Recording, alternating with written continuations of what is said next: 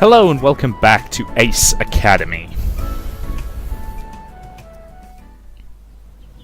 Since I didn't have class today, I've got even more free time than usual. What do I feel like doing? I haven't talked to Carrie in a while. I wonder what Carrie's up to. I pull up my phone and give her a call. Hello?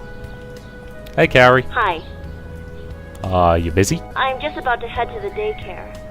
It's going to be an extra busy day.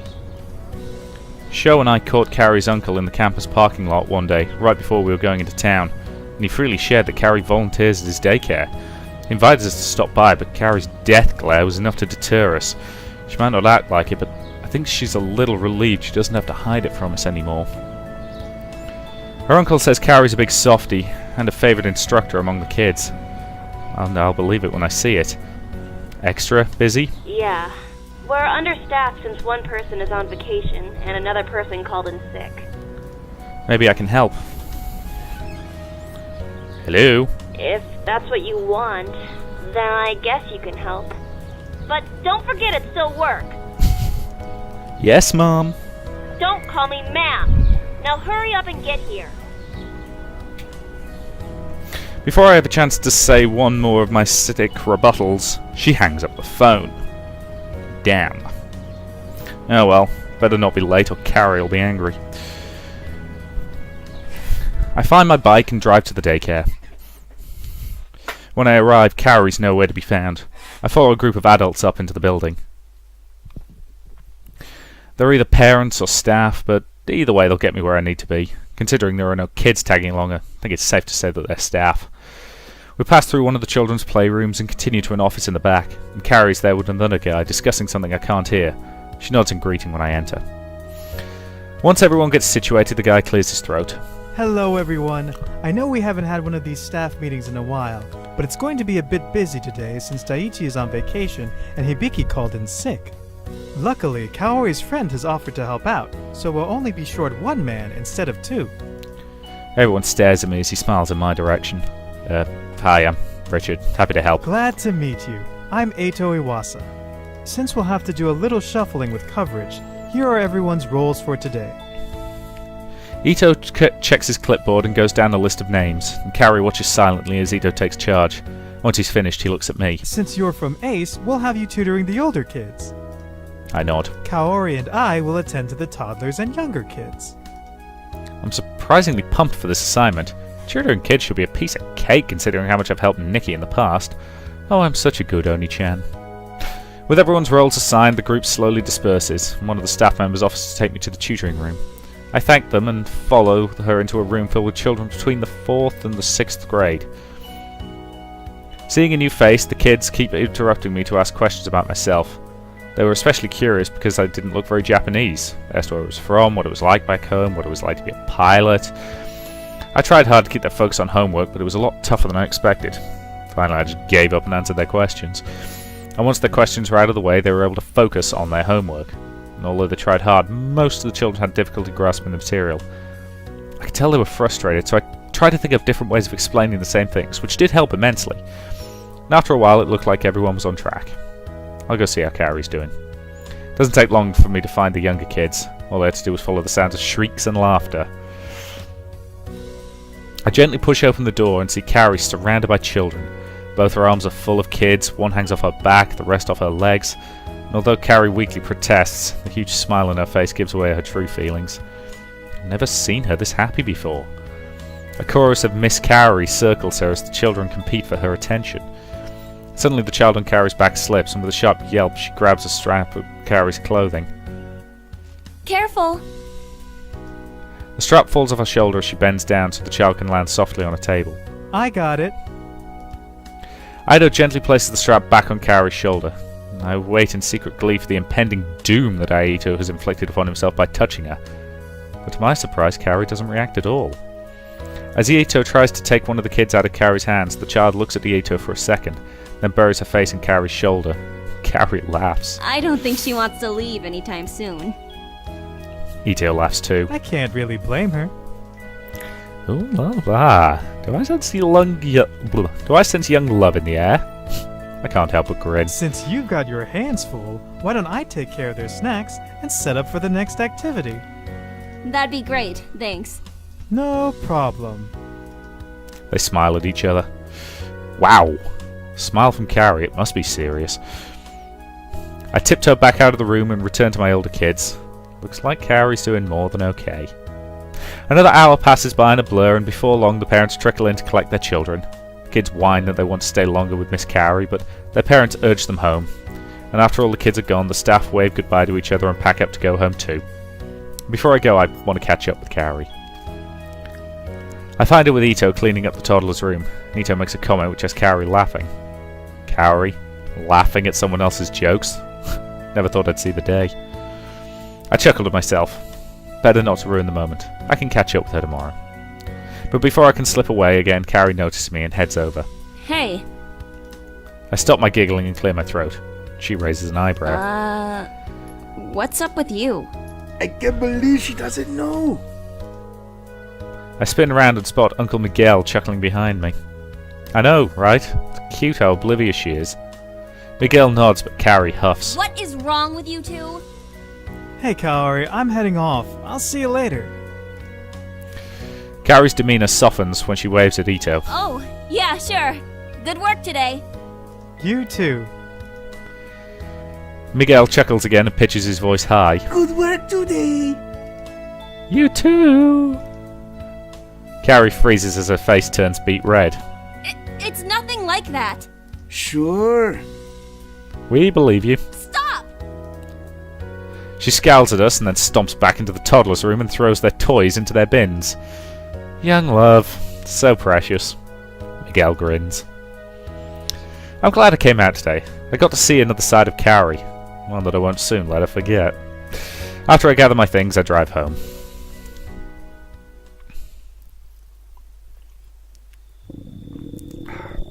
My stomach growls loudly as I park my bike in the garage. Nikki, please be home for once. I wonder what we're going to have for dinner. As I enter the kitchen, I see a dainty strawberry cake sitting on the kitchen table. Cake? For dinner? I peer closely at the layered cake and use my finger to taste the whipped cream. It melts on my tongue in a cloud of sweetness. Fresh whipped cream. That's the only kind of whipped cream I'll eat. Mum spoiled us. She never bought whipped cream because she'd always make it herself. Wait a minute. Oh God, Mum's birthday. Nikki! Did Nikki bake this cake for Mum's birthday? I searched the house but see no sign of her. There's no text from her on my phone either. Clearly she came home after school, which means there's only one place she can be. I grab my keys and hop back onto my bike to find Nikki. We lived next to a park back home, and Nikki would often escape there when she was upset. And just as I expected, I find Nikki swinging forlornly in the park. Her head is bent as she gazes at something in her hands. I take a seat beside her. She glances up at me but doesn't speak. Instead cups the open locket in her hands, the one that usually hangs around her neck. And inside is a picture of Mom and of Dad. You okay? Don't know. Mom would have loved the cake you made her.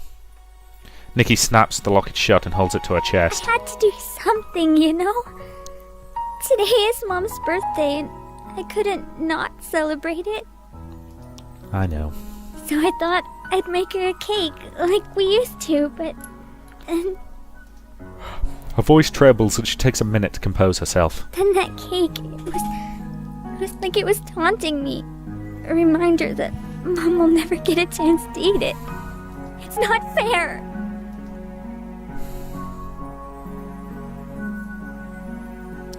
Nikki's knuckles turn white as she clutches at the locket, and her hands begin to I shake. barely got any time with her before she was taken away, and I just want her back. Nikki. I know I'm being crazy, but I just keep thinking it's my fault. Tears trickle down her cheeks and leave wet stains on her shirt, and instinctively I pull her in for a hug and she leans against me. This wasn't your fault, Nikki. It is.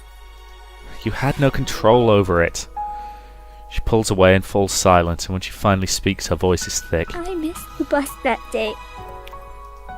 What? The reason I left the cafe is because I missed the bus and needed a ride home.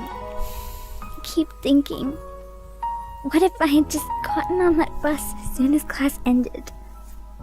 I wasn't even doing anything important. I was just hanging out and lost track of time. I remember being so annoyed when they didn't show up. I was so angry I had to walk home, and all I could think about was how much... Sorry. Tearing up ever so slightly. Professional. Her voice falters. how much I hated them. You didn't mean that. You were angry. What kind of daughter thinks like that? When I remember, I just feel so disgusted with myself. Be that as it may, what happened wasn't your fault, Nikki. You didn't tell that driver to hit them. You can't keep blaming yourself. Then why do I feel like I'm being punished? Because this sucks. Because it's so easy to think about all the years that have been stolen from you, to lament that loss. You can't keep thinking that. Be happy for the time you did spend together. Focus on all the good times you had with them. The last thing Mom and Dad would want is for you to be sad because of them. They would want you to be happy. I know. Just miss them so much. I know. I miss them too. But on the bright side, at least you've still got me. Nikki sighs. I thought you were trying to make me feel better, not worse. Hey. She lets out a weak laugh. Her tears have stopped and some colour's returning to her face. Now, where's that van going? Okay, stopping there. I think I might have a parcel delivery. Hang on a sec. I'm going to pause this recording. Sorry about that, guys. Amazon parcel. No idea what's in it, but... yeah. Why do they always interrupt the really emotional scenes? Anyway. Remember Mom's cake from last year? That was completely inedible. You mean the second cake? The one you baked for Mom because you forgot her birthday? Yeah. Whoops. Nikki laughs. Mom tried so hard to eat it, but eventually she just gave up. Not my finest moment, but at least it wasn't as bad as the one Dad baked the year before. You mean when he almost burned our entire house down? Nikki laughs so hard she snorts, which only makes it laugh harder. And her laughter is infectious, and I can't help but join in. I think a lot more of Dad in me than you do. Yeah, but it's not all bad. You got a lot of his good qualities, too. Like how you're always there for me when I need you. It's a hard job, but somebody has to do it. Nikki bumps me playfully with her swing. Rude! No, you know what's rude? Leaving a perfectly delicious cake untouched in the kitchen. That's true. It was made for eating. So, let's go eat it. Grinning from ear to ear, Nikki nods and stands up. Together we head to my bike and I drive us back home. As soon as I park, the two of us hop off my bike and eagerly rush into the kitchen, and then freeze. There's only about a third of the cake remaining, and a trail of crumbs starts from the kitchen table and ends at Uncle Kaido's face. I can only stare in stunned silence at the scene. Uncle Kaido? He pauses, a fork full of moist yellow cake halfway into his mouth. Did you eat all of the cake? Uncle Kaido looks from his fork to Nikki and then back to the fork. I want my lawyer. Nikki and I burst out laughing as Uncle Kaido shoves the fork into his mouth, and Nikki and I split the rest of the cake while Kaido looks on longingly. Nikki's all smiles for the rest of the night as Uncle Kaido asks about our day. I tuck into bed early, as I know I'm going to have a busy day of frolicking in the hot springs tomorrow. Soon I'm dreaming about Yuna steaming up the hot water.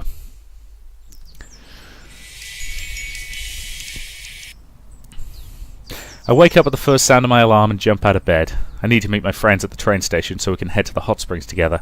And I'd rather not be the last one there. They might leave without me. No, just kidding. No, they wouldn't. Would they? Either way, I throw on some clothes and race to pack up what I need. After grabbing a quick breakfast, I hop on my bike and drive to the train station. I haven't been back here since my arrival in Isakaze. It's exactly the same as I remember it.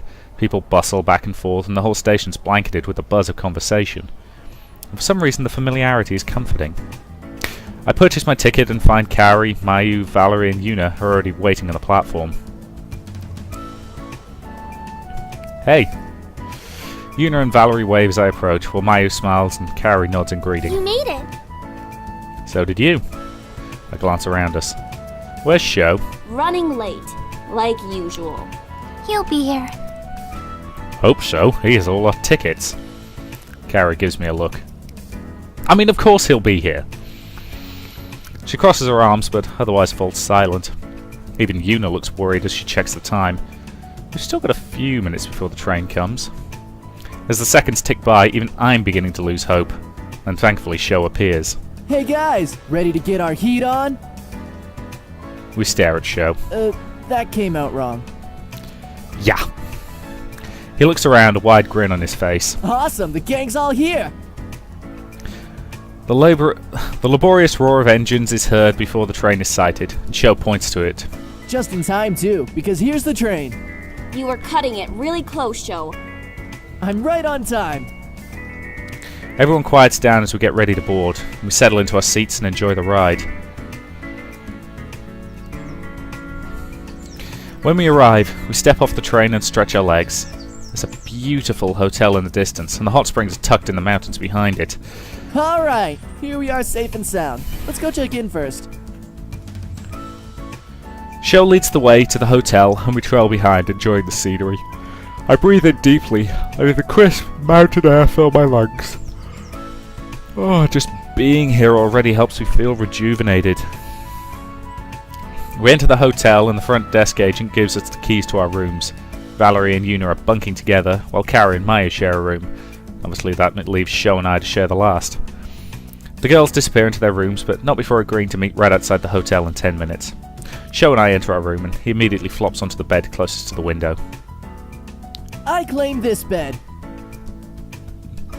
I'll take the other one then. I'm fine with that one. I drop my bag onto the bed closest to the wall and dorm away. Don't like being next to the window anyway. Even with the curtains closed, I feel too exposed. Exposed?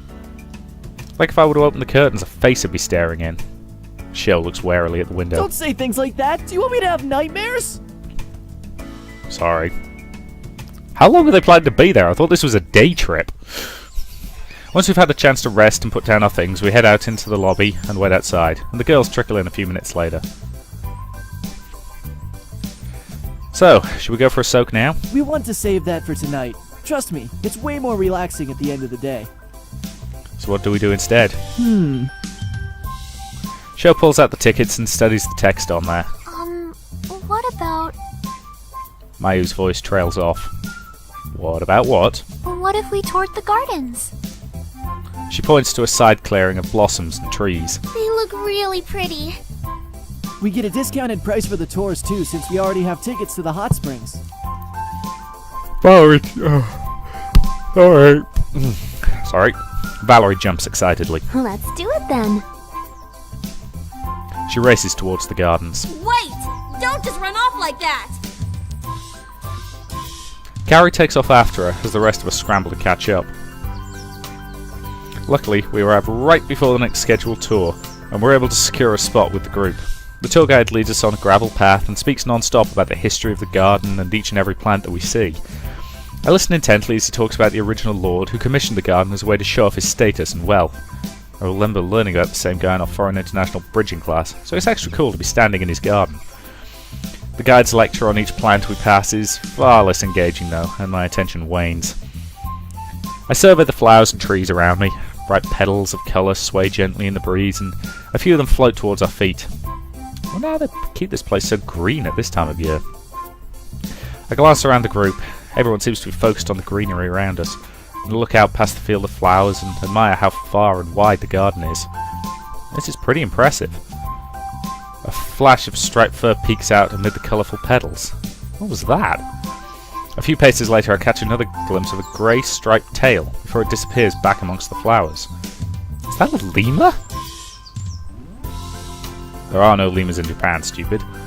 Doubtful. I'm sure there are other animals with black and white striped tails. I should stick with the group, not wander off on my own. The tour was very beautiful, and I enjoyed the leisurely pace we took around the gardens. And although I did learn a lot more about plants than I ever wanted to know. Once the tour was over, we regrouped back outside the hotel. Everyone enjoy the tour? Mayu sighs dreamily. Flowers were so beautiful. I felt like I was walking through a fairy tale. I'm glad you had fun, Mayu. I thought it was really pretty too, but I found the history of the place to be the most interesting part. Carrie shrugs. Yeah, it was alright. It reminded me a little bit of home. On the outskirts of town, there was a cute little museum which also included a garden walk. That sounds really nice. It was. I thought it was good, but I could have used less of all that flower talk. You weren't the only one. I thought it was informative. But enough of that. It's now time for the main event. Let us now declare fan service a go-go. Yay! I cannot wait to soak in that glorious water. Same here. Mayu grins and even Carrie cracks a smile. We eagerly follow Sho into the hotel where he presents our tickets. We had to wait for what felt like a couple of hours at least while they prepped the place. Afterwards, the attendant leads Sho and I to the male changing room, while another attendant leads the girls away. As is customary, we strip down and rinse ourselves thoroughly before entering the adjoining hot spring. I can feel the difference in temperature as soon as I step out of the room. There are a few of the men spread out in the pool. They all look to be young and close to my age. Sho and I carefully wade into the hot spring. I dip my feet in and my toes tingle from the rush of heat. Carefully, I lower the rest of me into the water, instantly relax in the warmth. Sho lets out a contented sigh. This is the life. I nod and close my eyes. I listen to the soft sounds of nature mixing with the low murmur of voices from the other patrons. The waters are mostly still, only rippling when someone enters or leaves the spring, and the water gently eases out any remaining tension in my muscles. And as I let out a deep breath, I wish that this moment could last forever. Hey guys. Akira? I blink my eyes open at the sound of a familiar voice. Akira has a small towel resting on his head. Fancy seeing you here. I was just about to say that to you. What are you doing here? We can't stay on campus today, so instead of practicing, my team and I decided to do the next best thing. Heal in the hot springs. I squint at the other men in the spring. No wonder they all look my age. That's why everyone looks so familiar. I'm surprised we didn't recognize you guys. Akira smiles. We look different without our uniforms. It took me a few minutes before I recognized you two. In the distance, I hear a high-pitched squeal. Was that the girls? I think so. Let me guess. May's here too. Their spring is right next to ours. Sho perks up. Really? Yeah. Wonder what they're talking about. Let's find out. You mean eavesdrop? It's not eavesdropping if we're just checking on their well-being. Yes, it is. Oh, this can only end poorly. I don't know. I've seen enough anime to know how this ends. Sho laughs. Lucky for us, we aren't in an anime. We'll be fine. That does not make me feel any more confident about this decision. Akira climbs out of the water. I know a way we can slip in unseen. Oh god, this'll end very badly. How exactly do you know this? I can't give away my sources. Sho and I look at each other and then shrug. I'd have expected this type of behavior from Sho, but definitely not Akira. We follow him out of the pool and into the changing room where we grab towels. Then Akira leads us through an employee entrance and into a tunneled hallway. The hallway opens up right beside a large rock enclave surrounding the women's hot spring, which keeps us perfectly out of sight. Giggles float around as we peek over the rocks. Just our luck. Valerie, Yuna, Mayu, Kaori, and May are right in front of us. Sho and I stare at Sho, look as if to silently ask, May's here too? And then we shrug. If Akira's here, it only makes sense that May would be here too. Good lord, they toned the fan service down by covering them in towels. I'm actually pleasantly impressed. Okay. Truth or dare? Oh god, that's never a good game to play. Dare. Okay, truth. What? No, I picked dare. Right, truth. That's not how you play the game. May turns to the rest of the girls. What should we ask her? Mayu blushes. What is it like being with a boy? Everyone stares with wide eyes. Mayu's face turns even redder. Why would you ask me that? Because... you know... Because you act like a tart. Now, don't get me wrong, there's nothing wrong with that, and I think we need to destigmatize, the whole idea of a woman who is for want of a better word, a slut. But at the same time, I can completely understand why they're asking her. But I'll guarantee you she isn't. Even Carrie's cheeks are pink. Why is it that whenever there's a... right, even Carrie's cheeks are pink. But I can't tell whether it's from the question or the heat of the water. Valerie blinks. Oh, right, okay. You see... Her voice trails off and my breath catches in my throat. Is this really happening right now? Sho and Akira both focus intently on the conversation. How do I put this? She pauses again as she thinks. Okay, basically, imagine you have a motherboard. On the different sockets, you have to add the different components. So first you put in the CPU, and then the RAM, a graphics card, some sort of storage drive. Oh, and the power supply. You can't forget the power supply. That is what? Supplies power. And once all those pieces are ready, then it's time to make sure all the wires are connected. Some graphics cards require a 6-pin connector while others need an 8-pin. Some also require 2 sets of connectors depending on the power draw requirements. It's also important to keep a good case because you want to make sure What does this have to do with boinking? Having a strong cooling system is important when things heat up. As Valerie continues with her explanation, the girls struggle to follow along. Maya's brows are furrowed, but she nods every so often, listening closely to Valerie's words. Yuna just seems plain confused, although she's trying her best to follow along. Carrie frowns thoughtfully, and I can almost see the gears in her brain trying to piece together the image she's describing. Only Mai sits with her eyebrow raised and her arms across her chest. None of this makes sense. Valerie freezes and looks a little panicked. What? Mai studies Valerie's expression and discomfort, and then she smiles triumphantly as if she's solved a puzzle. Oh, you've never actually been with. Valerie laughs loudly over Mai's voice. You're so silly, May. What are you even talking about? Your analogy doesn't describe it at all. Carrie crosses her arms. If she's not right, then what's it supposed to be? Mai grins mischievously. Well, when a man and a woman love each other very much... Yes, we've all been through this conversation. Plop. I look over at Sho. He'd leaned a little too far forward and accidentally wobbled an unstable pebble which rolled into the spring. As one, the girls look over in our direction, then shriek. Run! Good answer, dude. We scramble to the safety of the hallway and head back to the men's changing room. Do you think they saw us? They probably saw you. The blood leaves Shu's face. No! Akira, please, tell me otherwise. It was pretty dark. Maybe they just saw a silhouette. For your sake, I hope that's all I saw. If I fall, I'm dragging you down with me. It was your plan, you numbskull. Me? I was in the men's hot springs the entire time. Isn't that right, Akira? Of course. You guys! Once our pounding hearts subside, we return to the men's hot spring as if nothing had happened. And as soon as our time was up, we left with the rest of the group. That way it could have been anyone who disturbed the girls. Akira rejoins his teammates while Sho and I change back into our clothes, and we wait for the girls in the hotel lobby. We agreed to meet here for dinner, right? Sho answers nervously. Yep. After 15 minutes, they still haven't emerged. Sho shifts from foot to foot. Do you think they really saw me there and now they've gone ahead without us? I wouldn't blame them. We'd kind of deserve it if they did. Sho has the decency to look sheepish. I didn't realize girls talked about such private things.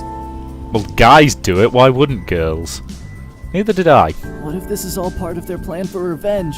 Leave us here waiting while they're all eating delicious food and laughing at us. Or maybe they've retired to one of their hotel rooms, dressed in their PJs, continuing their conversation. If you suggest a pillow fight, I'm gonna have to smack you. I'm just gonna stop you right there. But I was just getting to the good part. And that's a pretty lame revenge as far as revenges go, though. I suppose that's true. We wait a while longer before the girls finally appear. Carrie glowers at us as she marches over. Valerie and Yuna both look grave, and even Mayo looks stern. Sho leans over to me. God, they know. Should we just tell them? Nope. Keep cool. The girls finally pause in front of us. Are you okay?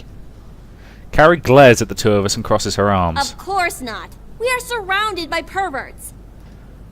Joe's eyes widen in panic and I'm beginning to feel anxious. I was just teasing him before, but maybe they really did see us. Nope. Play it off. Really? Did something happen? We were being spied on while we were relaxing in the hot springs. Huh? That's terrible. Who would do such a thing?